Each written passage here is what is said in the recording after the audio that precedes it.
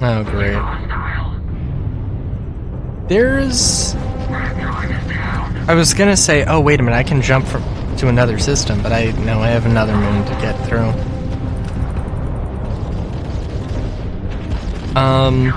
Yeah. Sorry, that must have been a long episode. That was just a thing that, like... Because there's a lot to that. More than just the weapons, even. When, like... world building is a real important thing. And also, sometimes character development. I actually, like... I don't know quite what to think, because it was a whole, like, the whole thought was sparked off of something from Hideo Kojima, and I was thinking about one of my pet peeves with Metal Gear, and okay, this is a nerdy detail, but why the fuck does Revolver Ocelot use a cult single-action army?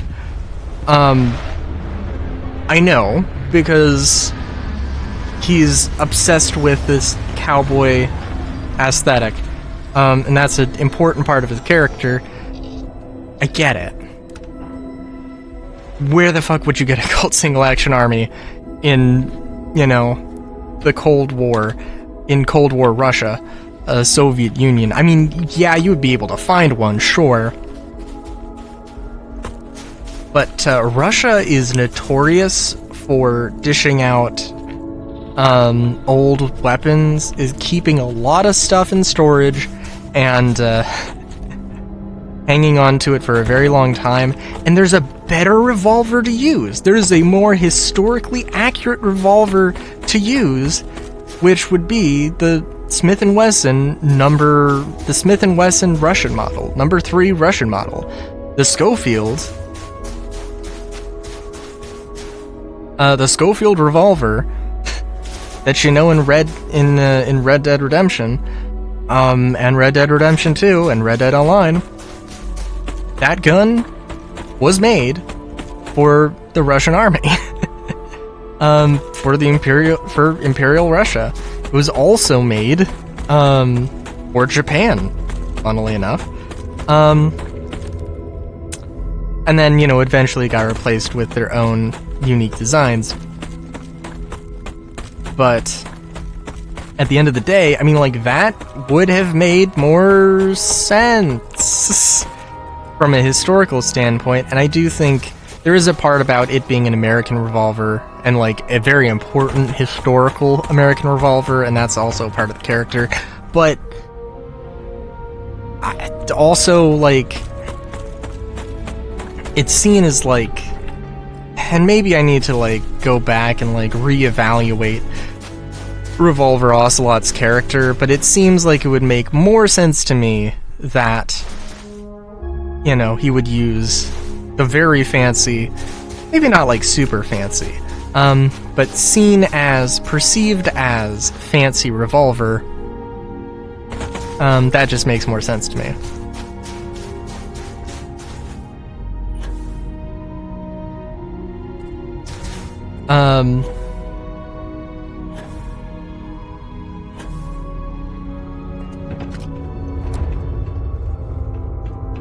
But yeah. Oh, don't even get me started on some of these suppressors, by the way. That's also another thing.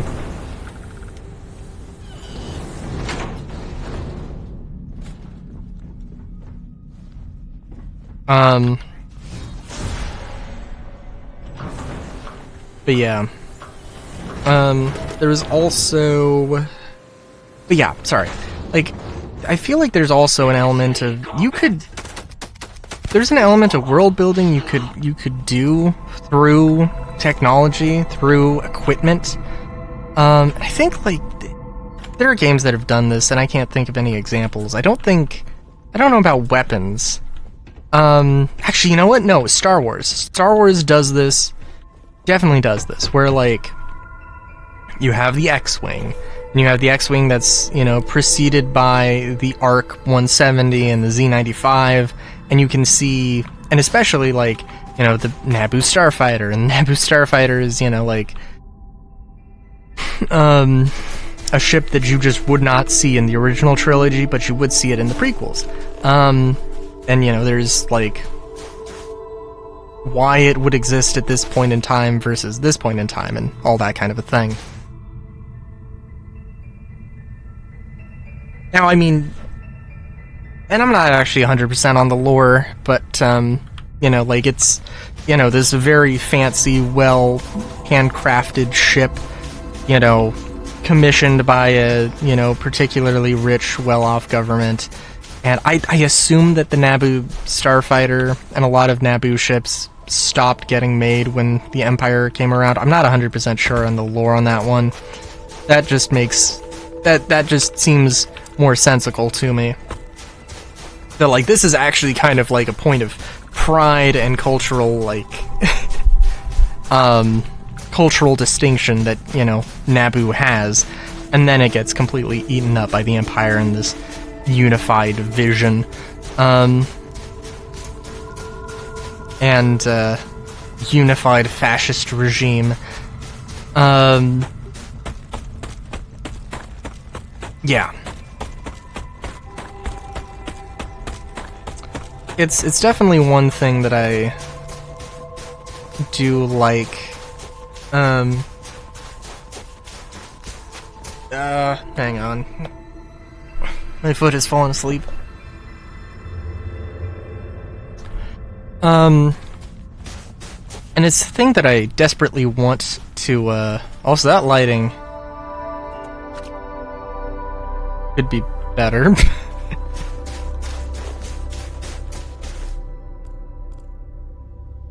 Some of it's smooth and some of it's extremely janky. That's interesting. Actually, that's really cool to see that. That, I mean, like, it's not crazy, but anyway. Yeah, it's one thing I want to do in my game where there's different levels of technology and there's a little bit of a story. With weapons, armor, definitely, I mean, there's also, like, even, like, matcha, okay? Like, matcha, I don't know the full story of matcha. Matcha, present day, is a Japanese thing. It came from China. The idea of, like, compressed tea leaves. And then I believe there were some laws. I don't know who made the laws, or but basically, like, before those laws came into effect, green, like, matcha powder, matcha tea became a thing in Japan. Then it was regulated in China, and it became not so much of a thing, and so now it's more of a Japanese thing. And, you know, history like that, where, like, okay, I don't know, let's say there's a pistol, you know, and, like, at a very point in time, some government changes happen for this planet's government, and they decide to switch over to, you know, they change their philosophy in, like, handguns, where, like, oh, handguns aren't that important, maybe, you know, maybe, like, oh, like, they're not that important, we want them to look fancy, we want them to have more substantial power. Suddenly, the government's issuing Desert Eagles to everybody.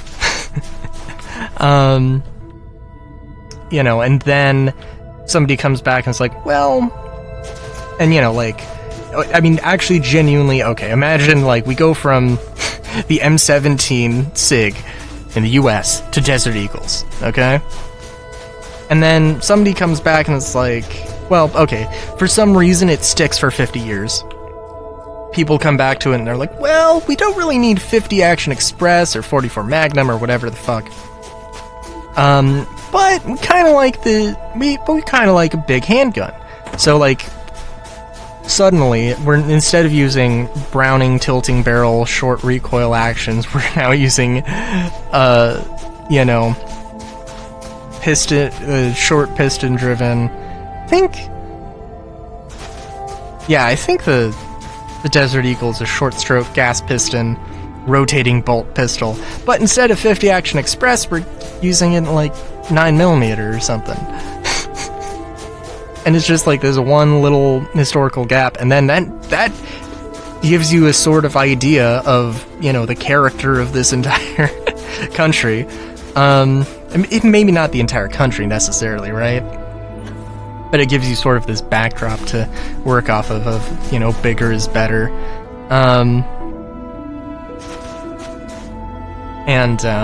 You know, so like, yeah.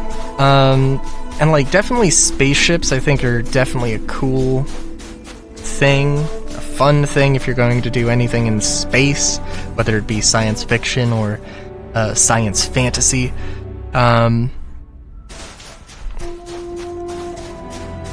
Yeah, I mean, I definitely like, I think I mentioned before, but one of the big things in my mind is that like technology is shared between a lot of different space governments, but they're all kind of their own individuals, and everybody's kind of doing their own thing. But you know, we're gonna like use standardized ship frames as a sort of standardized thing. Not everybody's gonna use the same ship frames, but if we have a light fighter, like, we know that there's maybe maybe like 3 frames that are getting used, right? And you know, can make parts for this frame, for that frame, and have a sort of modular thing.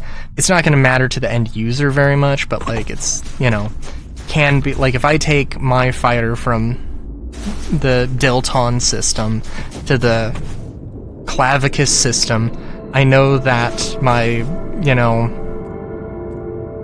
Type A97, you know, light fighter is going to, like, ah, shit, I lost a panel, or a panel is badly damaged, I can get a replacement. It might not, it might, like, be a completely different panel. It might be a completely different shape or section, but I got a replacement, you know, kind of thing.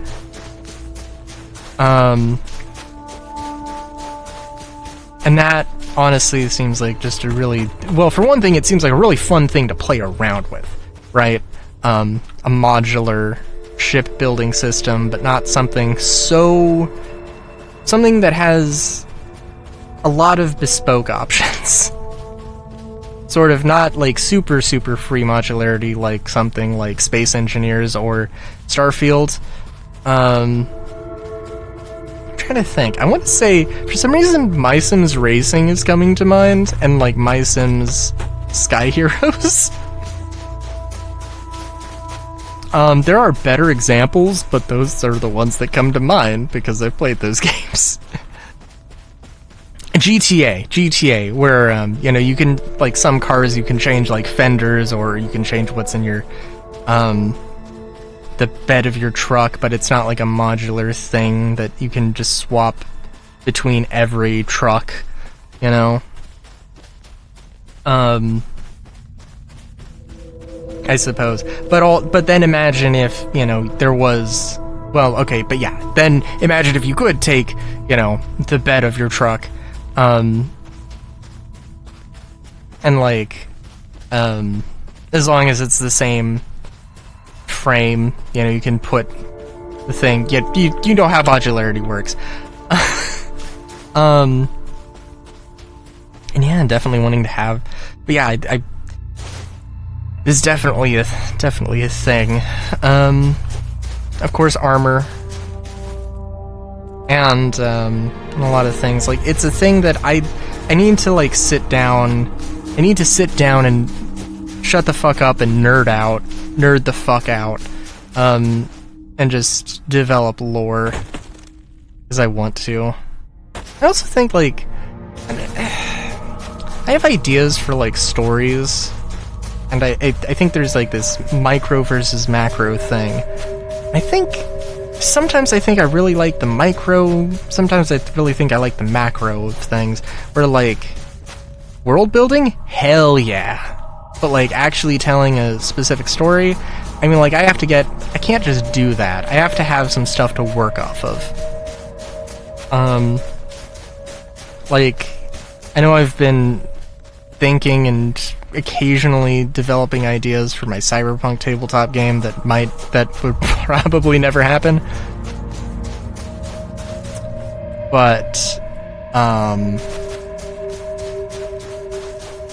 you know, at the end of the day, like, I have to know, I'm missing a, key part with that, the characters, that I have to develop the story off of, but I've thought of a few things. Like, I have a bunch of OCs, and I have some ideas of what kind of characters they want. I need to, like, develop them more, though. Some of them, like, it's a do as I say, not as I do sort of thing, because, like, I'm like, well, the first thing I need to do for my characters is make a flaw. There's a lot of my OCs that don't have defined flaws. And, I mean, frankly, I also maybe just need to, like, look at your stereotypical, at more stereotypes and just start with that, work off of it. Just so I have something. I'm trying to think of, like, Faye, who's... like, she's a martial artist, she's a tomboy. I don't know. I mean, like... I don't want to commit to making a flaw for her, just on a Starfield Galactic guide video, but, like, I don't know. I mean, like... no, I think she's pretty self-deterministic. I mean, is she prideful? I mean, maybe prideful would be a good thing. I don't know. Yeah, until next time, good day, great day even. Chowskis.